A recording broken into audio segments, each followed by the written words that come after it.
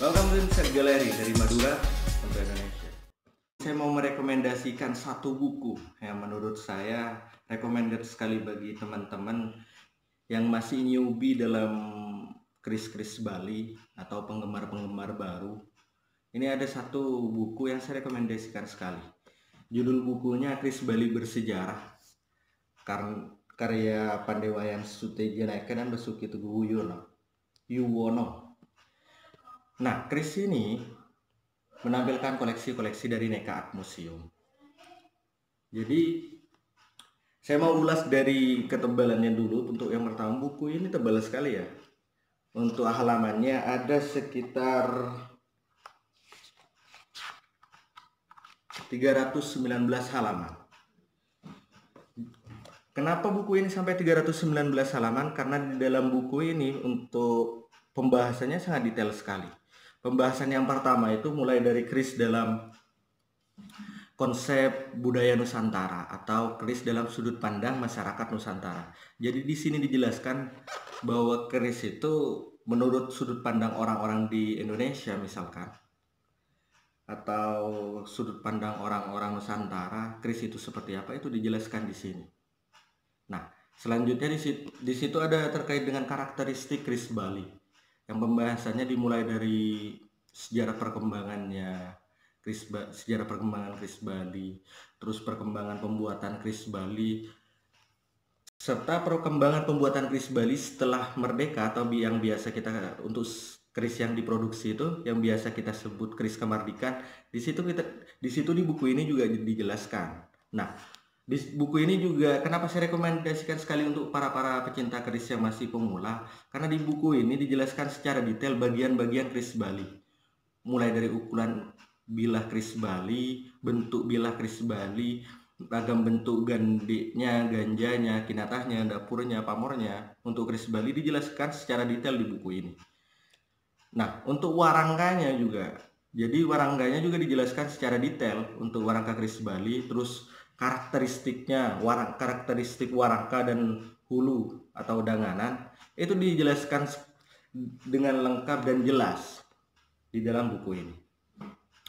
Di buku ini juga dijelaskan untuk bagi teman-teman yang penasaran seperti apa sih tahap pembuatan keris Bali atau tahap pembuatan keris itu seperti apa. Di sini juga dijelaskan secara lengkap mulai dari proses penempaan atau sebelum itu mulai dari penjelasan tentang bahannya, terus bagaimana cara melipat pamor untuk tempat lipatnya atau tempat untuk pamor-pamor yang pamorkan atau pamor yang ditata langsung oleh empu-empunya itu dijelaskan di sini juga. Nah, setelah itu juga di buku ini ada satu pembahasan yang unik ya kan, yaitu pembahasan tentang keris dalam kehidupan masyarakat Bali. Jadi kalau di Bali itu keris itu digunakan sebagai apa itu dijelaskan dalam buku ini. Lantas kenapa orang Bali identik dengan keris dalam kesehariannya itu dijelaskan di dalam buku ini. Jadi bagi yang penasaran ada berbagai pertanyaan, saya rekomendasikan buku ini untuk teman-teman yang masih pemula terkait menggemari pusaka Nusantara, lebih tepatnya keris Bali. Nah, di buku ini juga ditampilkan koleksi-koleksi keris di Neka Art Museum. Nah, saya kasih tahu beberapa halaman saja. Nah, di buku ini ditampilkan beberapa koleksi Neka Art Museum dan dijelaskan juga di sini.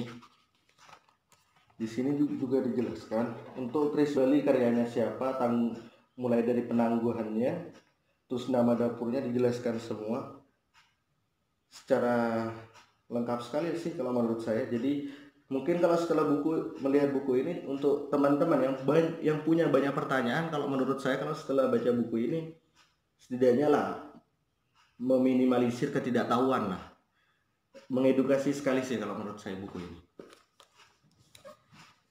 Jadi kalau menurut saya simpulkan saja. Jadi kalau menurut saya di dalam buku ini ditampilkan berbagai artefak keris tangguh sepuh koleksi Neka Art Museum yang diuraikan dari aspek etimologis, historis, masa pembuatannya, bentuk, teknik pembuatan, tuah dan pamornya, bahan dan lainnya lah. Kalau menurut saya sih, kalau dalam buku ini yang ditampilkan, kalau ini dari sisi kerisnya saja ya, kalau dari sisi kerisnya kesimpulannya sih seperti itu. Jadi ditampilkannya berbagai artefak keris tangguh sepuh, koleksi Nika Art Museum, yang diuraikan dari aspek etimologis, historisnya dan sebagainya. Jadi kalau teman-teman ada yang tertarik dengan buku ini, kalau saran saya sih banyak di toko-toko online seperti Bukalapak, Tokopedia dan sebagainya. Di situ banyak yang menjual terkait dengan keris Bali bersejarah ini. So untuk kali ini itu saja sih kalau dari saya untuk review buku kerisnya. Kalau katanya Nabi Muhammad SAW, kalau dalam agama Islam ada satu hal yang perlu kita pelajari dari awal, yaitu Iqra, bacalah. Buku adalah jendela dunia. Dengan buku kita meminimalisir ketidaktahuan. Dengan buku harapannya kita bisa membuka ruang-ruang yang nantinya akan menjadi jalan untuk masa depan kita semuanya. Jadi untuk video kali ini, jangan lupa like, comment, and subscribe, dan bantu channel ini agar bisa bermanfaat untuk bangsa ini. Saya Restoni Firmanda, bye-bye.